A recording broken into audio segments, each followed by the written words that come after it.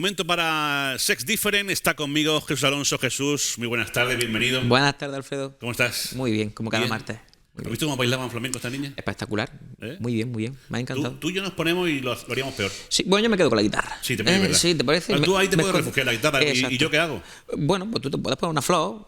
Ah, y una pandereta mejor, ¿no? O una pandereta y unos lunares y ya está. Y echamos a bailar. Ya está, sin problema. Bueno, hoy me proponías hablar de educación sexual en la infancia y además has traído una pareja para... De baile, nunca mejor dicho. De baile. Digo, también yo no sé si es apropiado o no. Pero sí que has traído a una compañera tuya, Sí. una colega, para hablar de ese tema, ¿no? Preséntanosla. Y no cualquier colega. Ella es Paola Beltrán. Psicóloga clínica y sexóloga, una pedazo de profesional. ¿Y por qué está aquí? Pues bueno, pues porque vamos a ver desde la perspectiva de un profesional a nivel cognitivo en este caso, por qué es importante hablar de educación sexual. Paola, buenas tardes, bienvenida. Hola, perdón. Dime. Bueno, vamos a empezar respondiendo a esa pregunta. ¿Por qué es importante hablar de sexualidad a los niños? Bueno, porque la sexualidad, como sabemos, es parte de todos, ¿no? Y siempre nos acompaña a lo largo de la vida. Y como estamos hablando de la parte cognitiva, estamos hablando de los procesos de aprendizaje. Entonces, si educamos bien en sexualidad desde temprana edad, la sexualidad la vamos a vivir de manera responsable, saludable, que la disfrutemos. Entonces, es súper, súper importante. Queda claro. Y por eso hay que hacer, desde aquí también hacemos hincapié, ¿no? en la necesidad pues de esas clases especiales, de esos talleres que, por ejemplo, tú impartes, ¿no? Efectivamente, pero fíjate que todavía a día de hoy nos encontramos, y seguro que Paula se habrá encontrado también, mucha reticencia en la edad adulta, sobre todo de esos padres y de esas madres, a no, de esto no vamos a hablar, sobre todo a edades tan tempranas, incluso de profesionales que no se mojan por miedo a no sé qué. Ahí está el famoso PIN parental que todavía está dando vueltas. Sí, y a mí me preocupa. Y es importante que con profesionales como Paola, bueno, justifiquemos el porqué. El porqué, incluso desde las edades pues, más pequeñitas, desde los 3 años que ya empiezan a ir al colegio. ¿Sabes cuál es el problema? No sé si estáis de acuerdo conmigo o no, pero creo que cuando se habla de educación sexual parece que los profesionales vais a invitar a los niños a que practiquen el coito. Es decir, hoy viene el sexólogo a clase y esta tarde ya toda la clase se pone al tema. No es eso, va mucho más allá. No nos seamos cerrados. Digamos que se ha malinterpretado un poco el tema de la educación y se piensa exactamente lo que tú dices, Claro. ¿no? Siempre es métodos anticonceptivos, cuáles son las prácticas sexuales y se olvida que la sexualidad es mucho más amplia que eso. Entonces tiene que ver con las relaciones que se establecen, los límites, el respeto, el consentimiento, una cantidad de elementos que son muy, muy necesarios conversar desde temprana edad. Sobre todo porque lo estamos viendo en la sociedad adulta en el día de hoy, que con una mejor educación sexual de pequeñitos no pasarían determinadas cosas en adultos, ¿no? Fíjate, Alfredo, que bueno, tenemos un famoso pacto de Estado contra la violencia de género, donde, bueno, de las pocas veces que los dos grandes grupos políticos de nuestro país se ponen más o menos de acuerdo, y sin embargo los datos siguen estando al alza, ¿no?, de violencia de género, incluso con la lucha incansable de las asociaciones, de los institutos de las mujeres, etcétera, etcétera. ¿Pero por qué? Pues porque no se ataca el problema desde la raíz, que es la educación. Desde chiquitito se cría el arbolito, ¿no?, como se suele decir.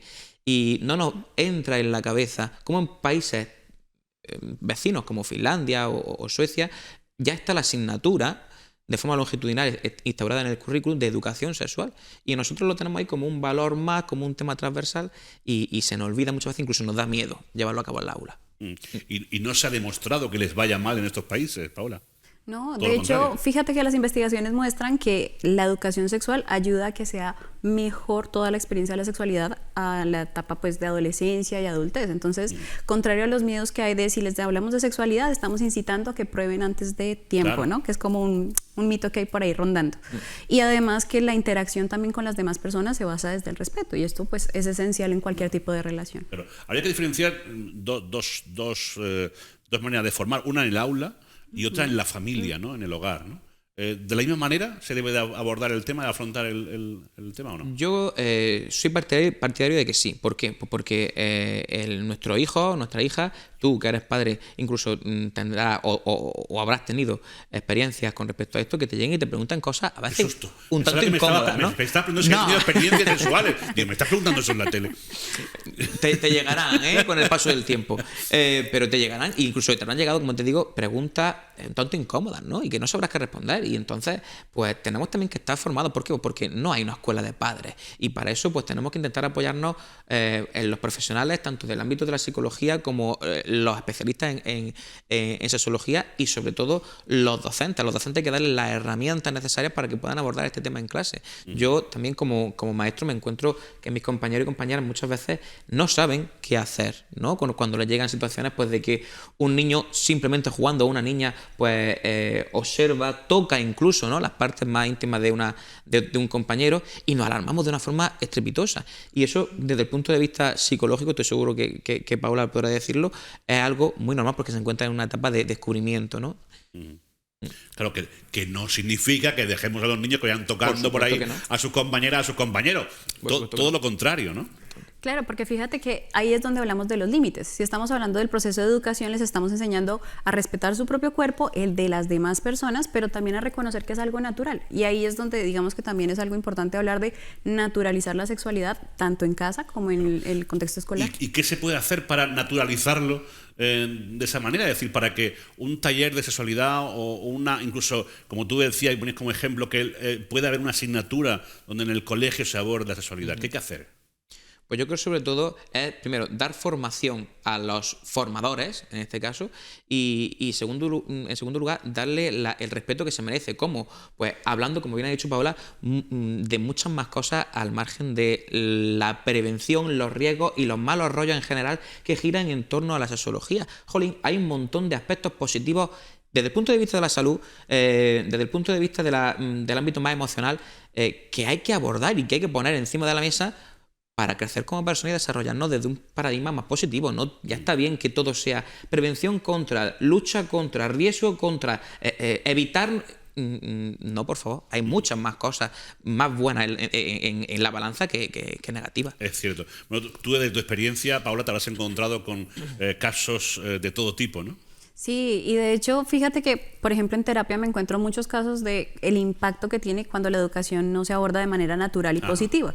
Pues precisamente porque la gente se siente con culpa, vive la sexualidad con muchas dificultades. Entonces, allí es donde viene esa necesidad de vamos a hablarlo, vamos a hacerlo visible en casa, en los colegios, etcétera. Y pues, información, ahora tenemos la ventaja de que podemos acceder desde muchas fuentes. Claro, y además, fíjate, Alfredo, que ella en terapia seguramente recibirá muchísima gente que debido a que no ha tenido una buena educación sexual en etapas infantiles, luego todo eso en su actividad sexual y en su vida sexual en el día a día, ¿verdad que sí? Se extrapola y generan grandes problemas a nivel psicológico. Sí, porque fíjate que como estamos hablando de los pensamientos, de lo cognitivo, cuando estamos construyendo nuestra idea de qué es la sexualidad, más adelante tenemos dificultades para poderla vivir. Entonces es como la sexualidad es mala o no la debemos ver, porque en casa a veces esas reacciones que tenemos de miedo, me hizo una pregunta, entonces me escandalizo y todas esas reacciones, si bien no lo hablamos, pues se generan ideas de que es algo negativo, es algo malo, el miedo, que es como la educación del miedo, exacto. Y después el tema también de la culpa. Y eso todo hace que sea pues como más difícil poderla vivir bien. Bueno, tenemos algunas preguntas que tienen que ver con el tema que han llegado a nuestro consultorio, el consultorio de Sex Different, así que vamos a poner de nuevo a prueba nuestras lentes y vamos a ver si la podemos leer. Y mira que la ponen chicas, ¿eh? Las letras. Es que cada vez la ponen más chicas, las letras quiero decir. ¿Cuáles son los motivos principales para educar a un niño o una niña en educación sexual desde la infancia? Lo pregunta Ana. ¿Tú, Paula? Venga. Vale, bueno, lo primero, saber que, como estábamos diciendo, la sexualidad hace parte de todos los seres humanos y siempre va a estar presente desde la infancia hasta nuestro último día. Entonces, eso es vital. Es una parte que tiene que ver también con nuestras relaciones de pareja, las relaciones con otras personas, entonces también es súper necesario. Entonces, digamos que esos dos aspectos. ¿Tú qué quisieras agregar? No tengo nada más que añadir. Hoy te voy a dejar a ti que responda porque eres la invitada especial. Oye, a ver si ahora le vas a dejar todo ahora. Es que no puedo estar más de acuerdo. No va a querer venir más. No puedo estar más de acuerdo. Dejar todo el trabajo, no va a querer venir más. Segunda pregunta. ¿Por qué algunos padres y madres se niegan a que se imparta educación sexual en las aulas? Bueno, lo que estábamos hablando de los miedos, los mitos, todas esas cosas que de una u otra manera como que venimos trayendo de manera generacional, ¿no? Como que vamos heredando frente a, ten cuidado, si hablas de sexualidad, estás arriesgando a que quieran probar. Ten cuidado porque entonces quieren hacer cosas distintas, etcétera. Entonces, está alentando, ¿no? Exacto. Entonces, fíjate que es como traer cosas de temores, hablar del miedo, todo lo negativo.